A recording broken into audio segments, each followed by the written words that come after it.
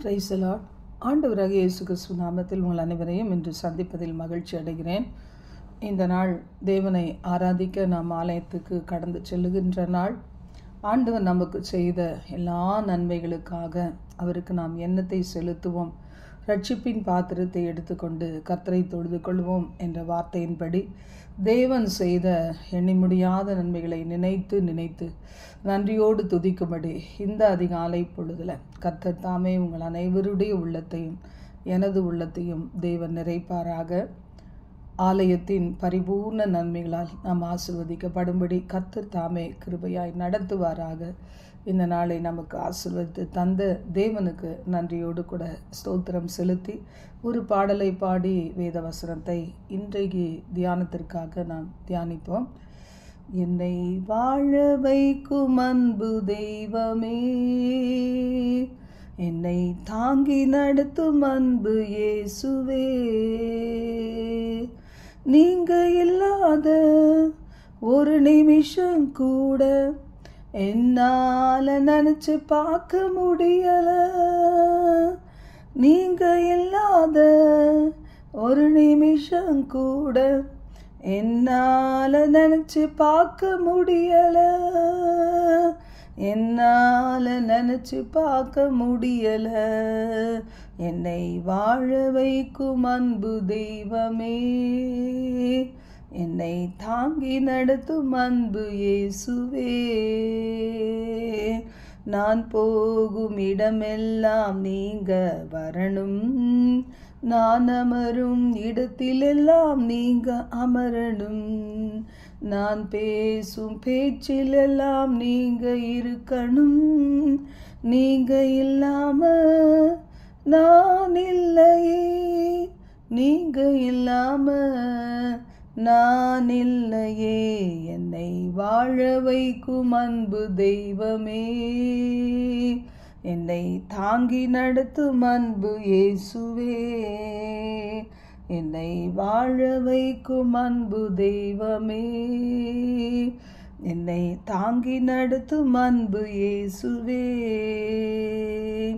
கண்ணீரில் நான் நடந்த போது என் கண்ணீரை துடைத்தெறிந்த தெய்வமே, கலங்கியே நின்ற எந்தன் வாழ்வில் ஒளியாக வந்து விட்ட தெய்வமே, ஒளியாக வந்து விட்ட தெய்வமே, என்னை வாழ வைக்கும் அன்பு தெய்வமே, என்னை தாங்கி நடத்தும் அன்பு இயேசுவே.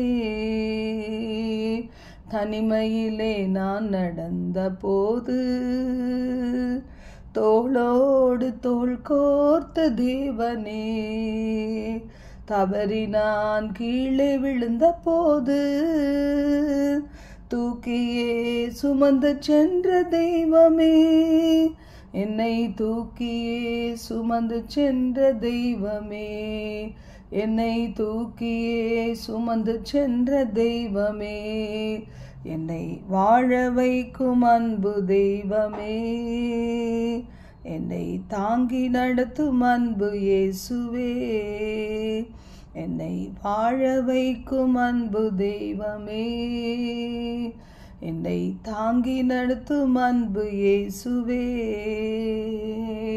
தனிமையிலே நான் நடந்த போது தோளோடு தோள் கோர்த்த தேவனே, தவறி நான் கீழே விழுந்த போது தூக்கியே சுமந்து சென்ற தெய்வமே, என்னை தூக்கியே சுமந்து சென்ற தெய்வமே, என்னை தூக்கியே சுமந்து சென்ற தெய்வமே, என்னை வாழ வைக்கும் அன்பு தெய்வமே, என்னை தாங்கி நடத்தும் அன்பு இயேசுவே.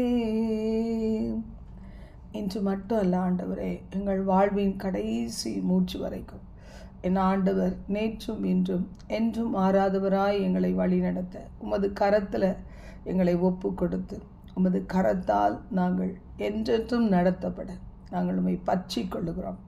எங்களோடு தங்கிறோம். இயேசுவின் மூலம் பிதாவே, ஆமென். ஆமென். இந்த நாளில் நாம் தியானிக்க போகிற வசனத்தின் தலைப்பு, பலவான் எப்படிப்பட்டவன், இயேசு எப்படிப்பட்டவர் என்கிற தலைப்பில் நாம் பார்க்க போகிறோம்.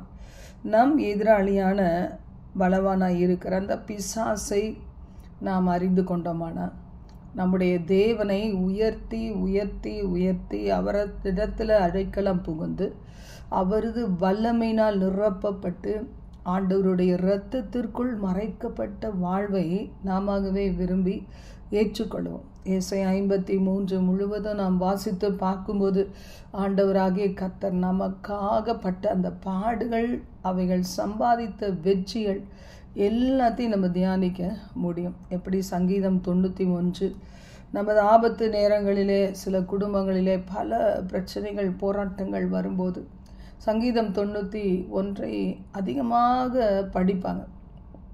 ஒரு நாளைக்கு 3 வேளையோ 7 வேளையோ விசுவாசத்தோடு அவர்கள் படிக்கும் போதெல்லாம் அவர்களுடைய அந்த பயத்திலிருந்தும் பாரங்களில் இருந்தும் பிசாசினுடைய பலவித தந்திரங்கள்லேருந்தும் ஒரு பாதுகாவலை உணர்வாங்க. இன்று வரைக்கும் அப்படி ஜெபித்து கொண்டு வருகிறோம்.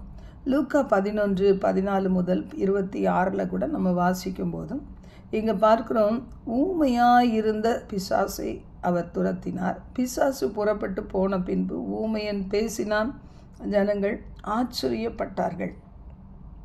இந்த இடத்துல ஒரு அற்புதம் நடக்குது.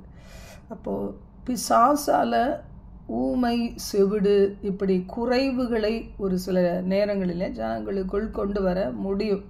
ஒரு சிலர் நினைப்பாங்க, இது பிறவிலே வந்தது, சுகமாகிறதுக்கு சான்சஸ் இல்லை அப்படிலாம் சொல்லுவாங்க.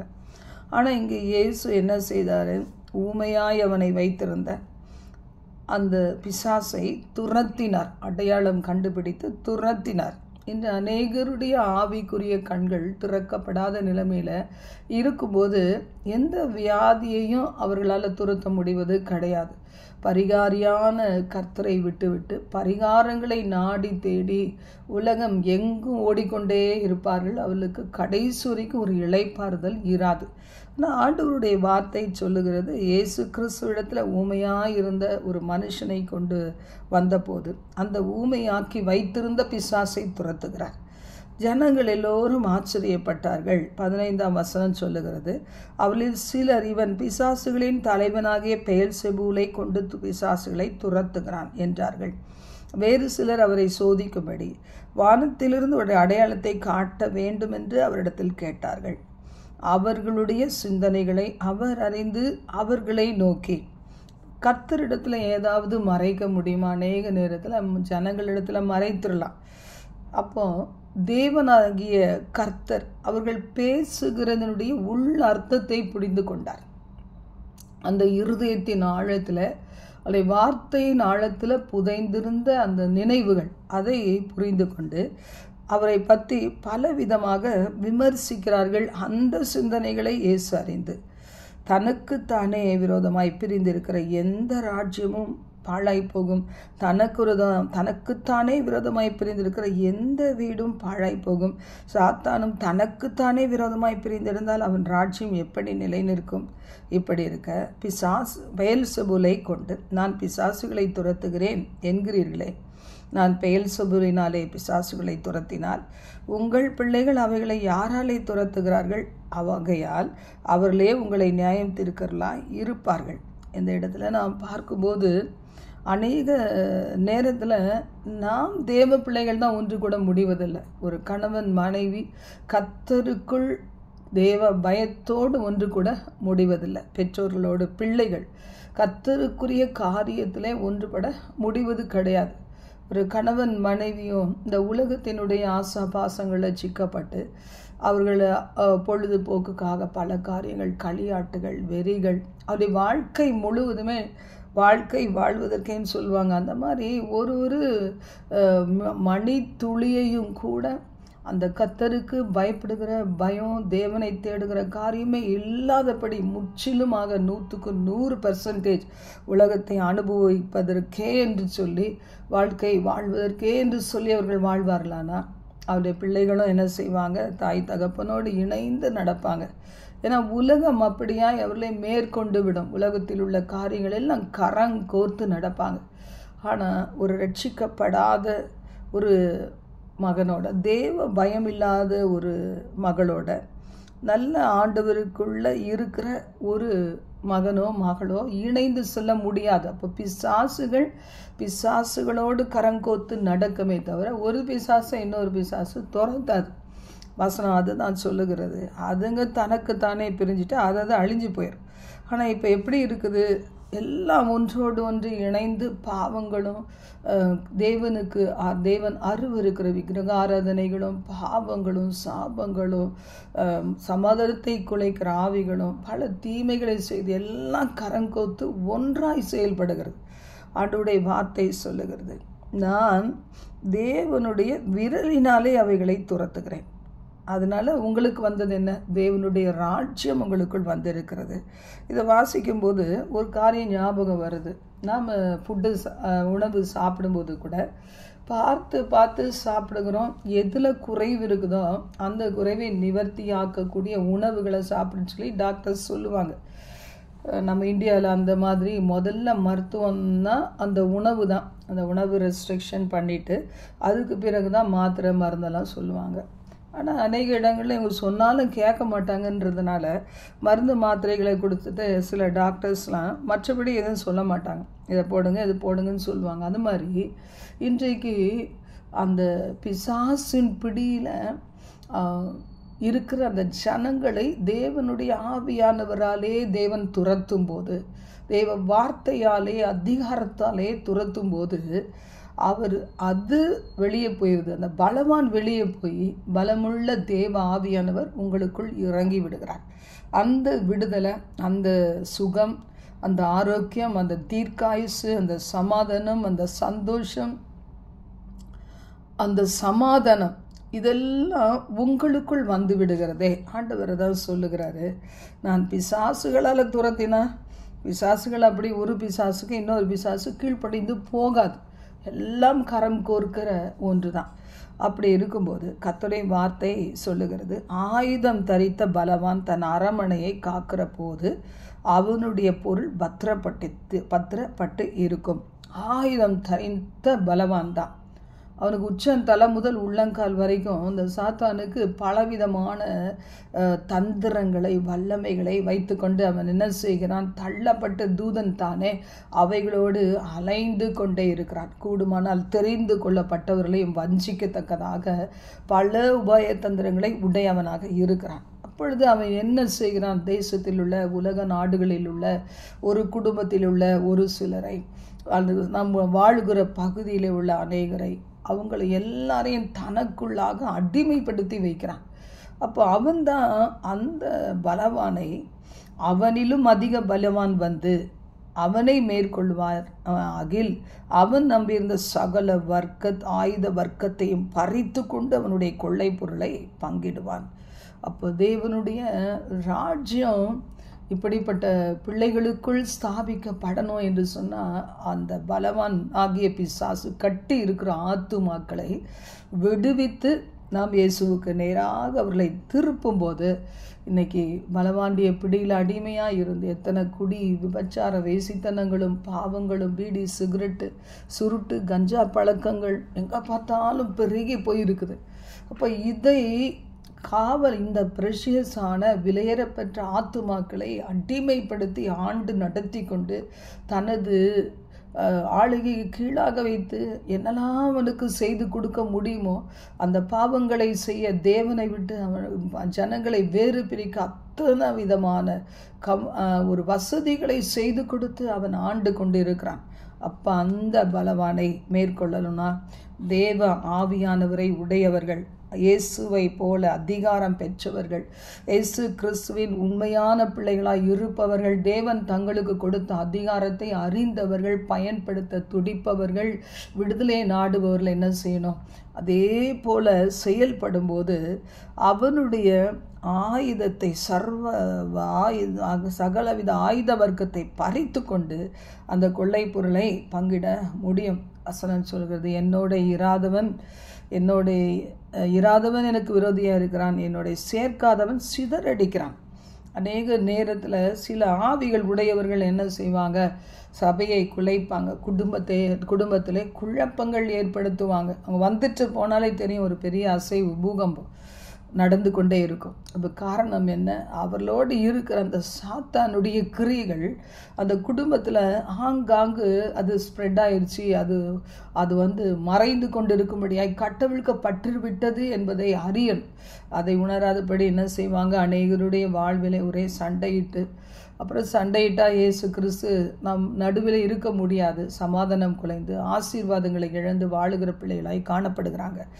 24ஆம் வசனம் சொல்லுது, அசுத்தாவி ஒரு மனுஷனை விட்டு புறப்படும் போது வறண்ட இடங்களில் அலைந்து இளைப்பாறுதல் தேடியும் கண்டடையாமல் நான் விட்டு வந்த என் வீட்டுக்கு திரும்பி போவேன் என்று சொல்லி அதில் வரும்போது அது பெருக்கி ஜோடிக்கப்பட்டிருக்கிறதை கண்டு திரும்பி போய் தன்னிலும் பொல்லாத வேறு 7 ஆவிகளை கூட்டிக் கொண்டு வந்து உட்புகுந்து அங்கே கூடியிருக்கும். அப்பொழுது அந்த மனுஷனுடைய முன்னிலைமையிலும் அவன் பின்னிலைமை அதிக கேடுள்ளதாக இருக்கும் என்று வேதம் சொல்லுது. அப்போ ஆண்டவருடைய வார்த்தையின்படி நம்ம பார்த்தோம்னா, நாம் எந்த பாவங்களிலிருந்து மீட்கப்பட்டோமோ, எந்த சாபத்தின் கிரியிலிருந்து மீட்கப்பட்டோமோ, எந்த பிசாசுகளை தேவன் நம்மை விட்டு துரத்தி இருந்தாரோ அவைகள் எல்லாம் என்ன செய்யுமா, மனப்பூர்வமாக போகிறது கிடையாது. ஒரு மனிதனை விட்டு சமயம் பார்த்து திரும்பி வரும்போது இயேசு இல்லாத உள்ளமாய் ஒரு உள்ளம் காணப்பட்டா, உலகத்தால் நிரம்பி இருந்தா, கர்த்தருடைய நாமம் என்கிற வார்த்தையே அந்த அவங்களுடைய குடும்பத்தின் எந்த பகுதியிலையுமே கேட்கப்படாதிருந்தா, அந்த உள்ளத்தில் ஒரு சிறிய நன்றி உணர்வு கர்த்தரிடத்தில் இல்லாதிருந்தா அது என்ன செய்யுமா, இவளை விட்டு நம்ம போயிட்டோம், இன்றைக்கு இந்த இருதயமும் காலியாக தான் இருக்குது என்று சொல்லி தன்னை விட 7 பொல்லாத ஆவிகளை கொண்டு வந்து அந்த மகனுக்குள்ளேயோ மகளுக்குள்ளேயோ புகுந்து விடுவான் என்று வேதம் சொல்லுகிறது.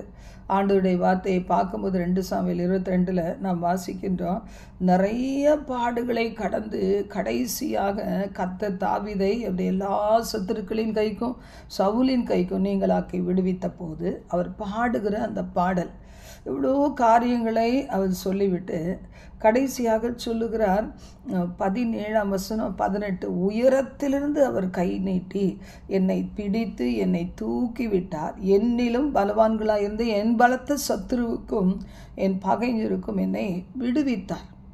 ஆண்டவருடைய கண்கள் நம்ம மேலே நோக்கமாக இருக்கும்படி நாம் நடந்து கொண்டா, நமது வாழ்வில் இயேசுதான் பிரதானமாக இருந்தா, வாழ்கிறது யாருக்காக? இயேசுவுக்காக நான் வாழுகிறேன், குடும்பமாக இயேசுவுக்காக வாழுகிறோம், என் குடும்பத்தை இயேசு கிறிஸ்துவுக்குள் நடத்த கர்த்தரின் நாமத்துக்குள்ளாக நடத்துவதற்கு தான் எனக்கு குடும்ப தலைவன் என்கிற ஒரு அந்தஸ்து கொடுக்கப்பட்டிருக்கிறது என்று ஒருவர் உணரும்போது, அப்படியே புத்தியுள்ள ஸ்திரீ, குணசாலியான ஸ்திரீயாக இருந்து என் குடும்பத்தில் நான் கட்டி எழுப்புவதற்கு என்னை ஒப்பு கொடுக்கிறேன் என்று ஒரு சகோதரி சொல்லும்போது, ஒரு மகள் சொல்லும்போது, கர்த்தர் என்ன செய்கிறார்? உயரத்திலிருந்து கை நீட்டி அவர் பிடித்து ஜல பிரவாகம் போன்ற சோதனைகளுக்கு அவர் விலக்கி காக்கிறார். உலகத்தில் எந்த இடத்துல இருள் இல்லை. சில பேர் சொல்லுவாங்க, எங்கள் நாட்டிலெல்லாம் இருளே இருக்காது, ஏன்னா எல்லா இடத்துலையும் ஒரு லைட்டு பிரகாசம் எரிந்து கொண்டே இருக்கிறது. இந்தியா தேசத்தில் லைட் இல்லை. உலக நாடுகளின் சில பகுதிகளில் எங்கே பார்த்தாலும் வெளிச்சம் வெளிச்சம் வெளிச்சம். அதனால் எங்களுக்கெல்லாம் என்ன வராது, இங்கெல்லாம் இருளின் கிரியைகள் வராதுன்னு சொல்லுவாங்க. ஆனால் நல்ல ஆண்டவரை ருசித்து இப்படிப்பட்ட சாத்தானுடைய பிடியிலேருந்து நீக்கப்பட்டு ரட்சிக்கப்பட்டவங்க கூட இந்த நாட்களில் சொல்கிறது அதுதான். அது எப்படி ஒரு தைரியத்தோடு வாழ முடியும் அப்படின்னு தெரியல. வசனம் சொல்லுகிறது, கர்த்தர் என்னை தூக்கி விட்டார், என்னிலும் பலவான்களாக இருந்த பலத்த சத்துரு. அவன் கையிலிருந்து கர்த்தர் உங்களை தூக்கலைன்னா, என்னை தூக்கி எடுக்கலைன்னா அவனுக்கு இரையாக இருப்போம். நான் ஆண்டவர் தூக்கி எடுத்தாரே, அந்த பலத்த சத்துருவை அடையாளம் கண்டுபிடித்து அவனை துரத்த வேண்டும், அவனை கட்ட வேண்டும், அவனுடைய பிடியில் இருக்கிறவர்களை விடுவிக்க வேண்டும். இது உங்கள் மேலே என் மேலே விழுந்த கடமையாக காணப்படுகிறது. மத்தேயு 12:29 சொல்லுகிறது, அன்றியும் பலவானை முந்தி கட்டினால் ஒழிய பலவானுடைய வீட்டுக்குள் ஒருவன் புகுந்து அவன் உடைமைகளை எப்படி கொள்ளையிடக்கூடும்? கட்டினானேயாகில் அவன் வீட்டை கொள்ளையிடலாம். முந்தி கட்ட வேண்டும், ஏன்னா பொக்கிஷங்களை எல்லாம் அபகரித்து வைத்திருக்கிறான். நாம் அடைய வேண்டிய வாலிப பிள்ளைகள், அவர்கள் அடைய வேண்டிய நல்ல ஒரு குடும்ப வாழ்க்கையை சத்துரு அபகரித்து வைத்திருக்கிறான். ஒரு குடும்பத்திற்கு வர வேண்டிய பொருளாதார ஆசீர்வாதங்களை வியாதின்னு சொல்லி, இல்லை பயங்கர பாவ பழக்க வழக்கங்கள், தேவையில்லாத நண்பர்கள், சொந்தங்கள், சில நேரத்தில் சொந்தங்கள் கூட ஒரு மனிதருடைய ஆசீர்வாதத்தை அழித்து விடுகிற அளவுக்கு தொடர்ந்து அக்னி ஆஸ்திரத்தை எய்துக்கிட்டே இருப்பாங்க. இப்படியெல்லாம் உலகத்தில் காணப்படுகிறது. அந்த பலவான் எனக்கு வர வேண்டியதை அவன் பிடிச்சு வச்சிருக்கிறானே. அன்றைக்கெல்லாம் நான் ஆரோக்கியமாக இருந்தேன், இன்னைக்கு என்னுடைய ஆரோக்கியம் தளர்ந்து போகிறது, என்னதான் சாப்பிட்டாலும் என்று சில பேர் சொல்லுவாங்க. ஆனால் வசனம் சொல்லுகிற அந்த பலவானை முந்தி கட்டு. உன் உடம்பை மேலே கை வைக்கிறதுக்கு உன்னுடைய பொருட்களை, உன் ஆத்துமாக்களையும், உன் குடும்பத்தின் நிம்மதியும் ஆரோக்கியத்தையும் பரிசுத்தையும் கெடுக்க அவனுக்கு என்ன அதிகாரம் உண்டு?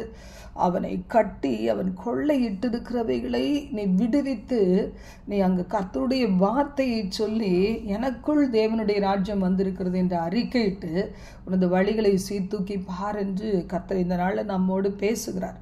பொக்கிஷங்கள், ஒரு சிலருக்கு தாய் தகப்பனுக்கு பிள்ளைகள் பொக்கிஷங்கள், பார்த்து பார்த்து வளர்ப்பாங்க. என்னுடைய பிள்ளைகள் எல்லாரும் கர்த்தரால் போதிக்கப்பட்டிருப்பால் பிள்ளைகளுடைய சமாதானம் பெரிதாக இருக்கும். ஆனால் வளர வளர உலகம் அவங்களுக்கு இன்பமாய் இருக்கும்போது என்ன செய்கிறாங்க? கொஞ்சம் கொஞ்சமாய் அந்த உலகத்தால் அபகரிக்கப்பட்டு அந்த உலகம் என்கிற அந்த மாயையில் போய் விழுந்து விடுகிறாங்க. எனக்குரிய நன்மை எங்கேயோ திருடப்பட்டு இருக்கிறதே என்று சொல்லி எத்தனை பெற்றோர் கண்ணீர் வடிக்கிறவங்களாம் காணப்படுகிறாங்க. இது மாதிரி ஒவ்வொரு உறவுகளை சொல்லலாம். ஒவ்வொரு ஊழியத்தின் உண்மையான ஊழியர்கள் வடிக்கிற அந்த கண்ணீர், அவர்கள் பார்ப்பாங்க, இந்த பிள்ளையா இப்படி ஆயிடுச்சு, இவ்வளவு நல்ல பிள்ளையா இருந்தது என்று அவர்களுக்காக அவர்கள் வடிக்கிற கண்ணீர் இருதயத்தில் நிச்சயமாய் தேவன் அறிந்திருக்கிறார். வசனம் சொல்லுகிறது, பலவானை நீ கட்டி போட்டு, அவன் அபகரித்து வைத்திருக்கிற தேவ ராஜ்யத்துக்கு உரியவர்களை அபகரித்து வைத்திருக்கிறானே, அந்த அபகரித்து வைத்திருக்கிற அந்த சொத்துக்களை போல அநேகம் ஆயிரம் வெள்ளி பொன்னை விட, வைரம் வைடூரியங்களை விட மேலான அந்த ஆத்துமாக்களை, அந்த நன்மைகளை, இழந்து போன வேலையினுடைய ஆசீர்வாதங்களை, பிஸ்னஸின் செழிப்பான நாட்களை, செல்வ நாட்களை, எவ்வளவு வாழ்ந்தது போல செல்வ சீரான நாட்களை மறுபடியும் நீ உனக்குரியதாய் ஆக்கணும்னா அவன் உன்னை விட்டு பிரித்து போட்ட அந்த பலவானை கட்டி போடு. சாபங்களை முறித்த இயேசு கிறிஸ்துவின் முள்முடியை நோக்கி பாருன்று ஆண்டவருடைய வார்த்தை சொல்லுகிறது. நீதிமொழிகள் 16:32, பலவானை பார்க்கிலும் நீடிய சாந்தமுள்ளவன் உத்தமன், பட்டணத்தை பிடிக்கிறவனை பார்க்கிலும் தன் மனதை அடக்குகிறவன் உத்தமன். நீடிய சாந்தம் உள்ளவன், இந்த பலவானை பார்க்கலும் நீடிய சாந்தம் உள்ளவன். பலவானாகிய சில நேரத்தில் சர்வ அதிகாரியாகிய கர்த்தர், ஆண்டவராகிய கர்த்தர் தான். ஆனால் தள்ளப்பட்ட தூதனாகிய சாத்தான், அவனுக்கு ஒரு பலத்தை வச்சுட்டு அவன் எப்பொழுதுமே எதையுமே ஸ்பீடாக செய்ய சொல்லுவான். தேவ ஆவியானவர் நமக்கு தருணம் கொடுப்பார், இதை செய்ய என்று சொல்லி அமைதியாய் காத்திருப்பார். பிசாசு எப்பொழுதுமே அதை செய்து முடிக்கிற வரைக்கும் உறங்க விட மாட்டான், தூங்க விட மாட்டான், சாப்பிட விட மாட்டான். அவன் அதை செய்து முடிக்க தீவிரமாய் நம்மை நடத்துவான். அதிலே புரிந்துவிடும் நம்ம இப்போ எப்படி நடத்தப்பட்டு கொண்டு இருக்கிறோம் என்று சொல்லி வசனம் சொல்லுகிறது. அந்த பலவானை விட நீடிய சாந்தம் உள்ளவன், நீடிய பொறுமை உள்ளவன், நீடிய பொறுமையோடு எனது ராஜ்யத்தையும் எனது நீதியையும் தேடுகிறவன், காத்திருக்கிறவன் நன்மைகளை பெறுவான். பட்டணத்தை பிடிக்கிறவனை பார்க்கிலும் தன் மனதை அடக்குகிறவன் உத்தமன். இன்னைக்கு மனதை அடக்க முடியாதபடிக்கு பாவ படுகொலியில் விழுந்து போனவர்கள், குடும்பத்தை விட்டு பிரிந்து போனவர்கள், இருதயத்தின் உணர்வுகளை கண்ட்ரோலில் வைக்க முடியாதபடிக்கு சிந்தனையில் பைத்தியம் பிடிச்சி அலைகிற எத்தனையோ பிள்ளைகள் இருக்கிறாங்க. எவ்வளோ பேர் தங்களை அழித்துக்குள்ள பிரயாசப்பட்டு இன்றைக்கு சரீரம் எல்லாம் ஒரு வேளை அந்த நெருப்பினால் எரிந்து போயிருந்தால் கூட அந்த ஸ்கின்னு கலரெல்லாம் மாறி சில அவயவங்கள் உருக்குலைந்து இருக்கிற வாழ்க்கை. ஏன்னா அந்த மரணமும் அவர்களுக்கு வராததுனால தங்களை அழித்து கொண்டு வாழ்நாளெல்லாம் ஏங்கி கொண்டு இருக்கிற அநேகம் பிள்ளைகள் காணப்படுகிறாங்க. வசனம் சொல்லுகிறது போல நீடிய சாந்தம் நமக்கு இருக்க வேண்டும், மனதை அடக்குகிற வல்லமை இருக்க வேண்டும். யோபு 12:21 சொல்லியிருக்கு, பிரபுக்களின் மேல் இகழ்ச்சி வர பண்ணுவார், பலவான்களின் கச்சையை தளர்ந்து போக பண்ணுவார். அந்த கச்சை தளர்ந்து போகிற அளவுக்கு நாம் துதிக்க வேண்டும். அந்த கச்சை தளர்ந்து போகிற வரைக்கும் நமக்கு ஒரு திட இருதயம் தேவை. கர்த்தரையே உற்று நோக்குகிற கண்கள் நமக்கு தேவை. வசனம் சொல்லுகிற நியாயாதிபதியில் 15 முதல் 16 வசனங்களில் இங்கே சிம்சோன் எந்த கண்களின் இச்சையினால் ஆகக்கூடாத ஒரு உறவை தேடிக்கொண்டானோ, தேவன் வெறுக்கிற ஜனங்களோடு ஐக்கியம் வைத்து அவன் அந்த திருமணம் பண்ணி கொண்டானோ, அந்த திருமணம் ஆரம்பத்திலே கசந்து போய் கடைசியில் அந்த மகள் எந்த மகள் என் கண்ணுக்கு பிரியமானவள் சொன்னானோ அந்த மகளை ரொம்ப சீக்கிரமாக அவன் இன்னொருத்தனுக்கு கொடுத்து விட்டு அந்த தாய் தகப்பன் பண்ண துரோக செயலுக்கு இந்த சிம்சோன் பழி வாங்க நினைத்தான். அந்த பெலிஸ்தரை என்ன செய்யலாம்?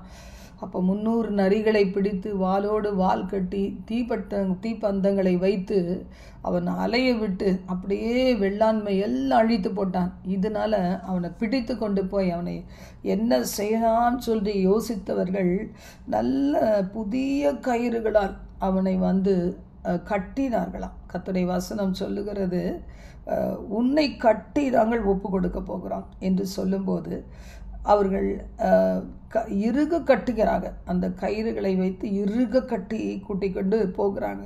அப்போ என்ன நடந்தது? லேகி வரைக்கும் வந்து சேர்ந்தபோது பெலிஸ்தரோடு குரதமாய் ஆரவாரம் பண்ணினார்கள். அப்பொழுது கர்த்தருடைய ஆவி அவன் மேல் பலமாய் இறங்கினதினால் அவன் புயங்களில் கட்டியிருந்த கயிறுகள் நெருப்புப்பட்டு நூலாகி அவன் கட்டுகள் அவன் கைகளை விட்டு அருந்து போயிற்று.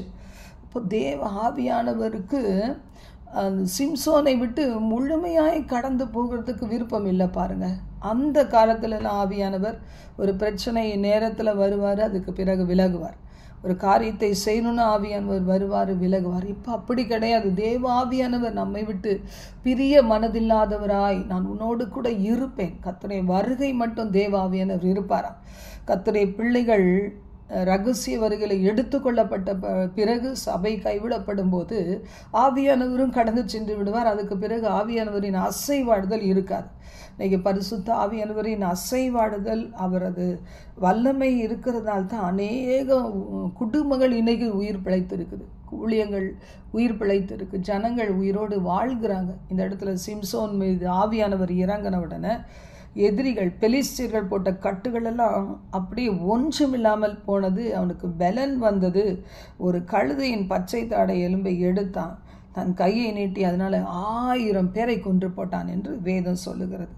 தேவ அபிஷேகம் கச்சைகளை அறுக்கும். தேவ ஆவியானவருக்கு காத்திருக்க வேண்டும்.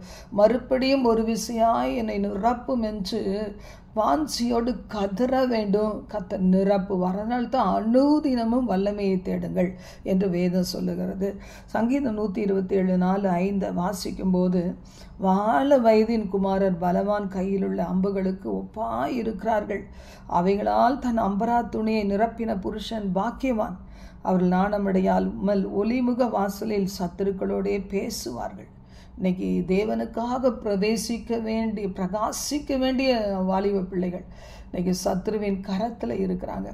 அவர்களை விடுவித்து அந்த பலவானுடைய பிடியிலிருந்து ஜெபத்தினாலும் உபவாசித்து ஜெபிக்கிறதின் மூலமாக ஒரு சாட்சியை அவர்கள் கண்கள் முன்னாடி நிற்பதன் மூலமாக விடாப்பிடியான தொடர்ச்சியான உபவாசம், ஜெபம், துதி, ஆராதனை, சாட்சியுள்ள ஜீவியத்தின் நிமித்தமாக அவர்களை பிடுங்கி நாம் ஆண்டவருடைய கரத்திலே உள்ளவர்களாக நாம் அவருடைய அம்பரா துணியில் இருக்கிற அந்த அம்புகள், கூர்மையான அம்புகளுக்கு ஒப்பாக அவர்களை நாம் ஒப்பு கொடுத்தோமானா ஆண்டவருடைய பிள்ளைகள் நாம் ஒரு நாளும் வெட்கப்பட்டு போவதில்லை. நீதிமொழிகள் 18:10 சொல்வது போல, கர்த்தரின் நாமம் பலத்த துருகம், நீதிமான் அதற்குள் ஓடி சுகமாயிருப்பான். இந்த அருமையான வசனத்தின்படி நமது குடும்பங்களிலே, நமது தேசத்திலே, உலக நாடுகளிலே தேவன் இப்படிப்பட்ட ஒரு வெற்றியை கொடுக்க வேண்டும் என்று கர்த்தரை நோக்கி நாம் ஜெபிப்போமா? எங்கள் பரலோக தேவனே, தங்கள் நிர்விசாரத்தினாலே இப்படிப்பட்ட அந்த பலவாண்டி கரத்தில் சிக்கி கொண்டவர்களும், அவன் பிடியிலே அடிமையாக்கப்பட்ட பிறகும் விடுதலையை நாடாதவர்களும், விடுதலையை அறியாதவர்களும், ஆண்டவரை பொல்லாத சாத்தானவது ஆயுதங்களால் அன்றை கண்ட்ரோல் பண்ணி வழிநடத்தப்படுகிறவர்களும் எத்தனை கோடி கோடி பேர். ஆண்டவரே, நீர் மனம் இறங்குவீராக. அன்றைய குடும்ப ஆண்டவரே காரியமானாலும், ஊழியத்தின் காரியமானாலும், பொருளாதார காரியங்கள் ஆனாலும், ஆண்டவரே தொழில் சம்பந்தப்பட்ட ஆண்டவரே காரியங்கள் ஆனாலும், ஆண்டவரே மை துதிக்கிறோம். ஆண்டவரே தெய்வீக சுகம் தீர்க்காயுசு காலங்களே ஆனாலும் இவைகளெல்லாம் பிடுங்கி தன்வசப்படுத்தி கொண்டு ஆண்டவரே இன்று ஜனங்களை அலைக்கழித்து கொண்டிருக்கிற பலவாண்டிய கிரிகள் இயேசு கிறிஸ்துவின் நாமத்தினால் கொட்டப்படுவதாக. அவன் கொள்ளையடித்திருக்கிற ஒவ்வொரு நன்மைகளையும் ஆண்டவரே நாங்கள் ஆண்டவரே அவைகளை பிடுங்கி அந்த பலவானை கட்டி போட்டு அவன் கரத்தில் இருக்கிற அநேக நன்மைகள், வாலிப பிள்ளைகளுக்கு கிடைக்க வேண்டிய அநேக நன்மைகள், ஆண்டவரே வயதானவர்களுக்கு ஆண்டவரே ஒருவேளை பிள்ளைகளெல்லாம் பெரிதாகி ஆண்டவரே அவர்கள் ஹாஸ்டல்லையோ காலேஜஸ்லேயோ இல்லைன்னா ஆண்டவரே வேலை நிமித்தம் பிரிந்திருந்தாலும் அவர்களை அப்படியே தனிமையில் ஆண்டவரை ஒரு அநாதைகளைப் போல திக்கற்றவர்களைப் போல விட்டுவிட ஆண்டவரை வைக்கிற அந்த பொல்லாத ஆவிகளை இயேசுவின் நாமத்தால் கொட்டி அந்த சூழ்நிலைகளை மாற்றும்படிக்கு ஒப்பு கொடுத்து ஜெபிக்கிறப்பா. ஆண்டவரே மை ஸ்தோத்திரிக்கிறோம். எங்கள் வாலிப வயதின் பிள்ளைகளுக்கு நல்ல ஞானத்தை கொடுப்பீராக. இள வயதும் வாலிபமும் மாயை என்பதை அறிகிறதற்கான அறிவை கொடுப்பீராக. ஆண்டவரே மை ஸ்தோத்திரிக்கிறோம். ஆண்டவரே மை துதிக்கிறோம். தங்களுக்கு கொடுக்கப்பட்ட அந்த வரைமுறைப்படி உலகத்தை ஆண்டவரே அவர்கள் அனுபவிக்க தடையில்லை. ஆனால் ஆண்டவரே உங்கள் இல்லாத நீங்கள் இல்லாத ஒரு வாழ்க்கை வாழ்ந்து கொண்டு இருக்கிறார்களே ஆண்டவரே, அந்த வாழ்க்கையிலிருந்து தகப்பனை உம்மை முன்வைத்து தகப்பனே ஆண்டவரே அவர்கள் அருமையான ஒரு வாழ்க்கையை மேற்கொண்டு ஆசீர்வாதமான சந்ததியை உருவாக்கி அவர்களுக்குள் தேவ ராஜ்யத்தை கொண்டு வந்து தகப்பனே அப்பா ஆசீர்வதிக்கப்பட்ட சந்ததிகளை உருவாக்கும்படி இயேசு கிறிஸ்துவின் நாமத்தினால் ஆண்டவரே நாங்கள் வேண்டி நிற்கிறோம்.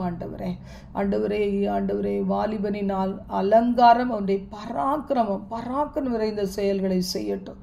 மூடத்தனத்திலிருந்து வெளியே கொண்டு வருவீராக. ஆண்டவரே மகு சோதரிக்கிறோம். ஒவ்வொரு பிள்ளைகளையும் ஆசீர்வதியும். அல்லை வாழ்க்கையில் ஆண்டவரே என்ன நடக்கிறது என்பதை காணும்படி கண்கள் திறக்கப்படுவதாக. உடைய பிள்ளைகளுக்கு உணர்வுள்ள இருதயத்தை கொடுத்து உம்மை போல இருதயத்தின் ஆழத்தில் புதைந்திருக்கிறவைகளை அறிந்து ஜெயம் பெற ஒவ்வொருவருக்கும் நீங்கள் கிருபையை தருவீராக. ஆவியானவரின் வல்லமைகளால் நிரப்புங்க. இடைவிடாத ஆண்டவரே துதியும் ஆராதனையும் ஆண்டவரே அப்பா விசுவாச வார்த்தைகளையும் உறங்கினாலும் விழித்திருக்கிற இருதயத்தையும் கொடுத்து வல்ல சாட்சிகளாய் நிறுத்துவீராக. ஆசீர்வதிப்பீராக.